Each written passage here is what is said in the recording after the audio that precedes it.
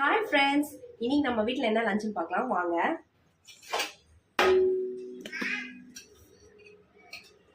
சுட சுட சோறு, சூப்பரான மட்டன் கிரேவி,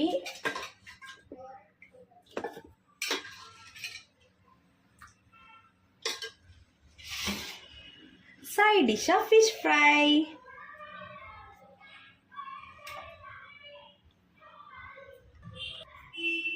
இப்போ எப்படி இருக்குன்னு டேஸ்ட் பண்ணி பார்த்துடலாம். செம்மையாக சுட சுட இருக்கு. கொஞ்சம் மட்டன் பீஸ், கொஞ்சோண்டு ஃபிஷ் ஃப்ரை, ரெண்டும் வச்சு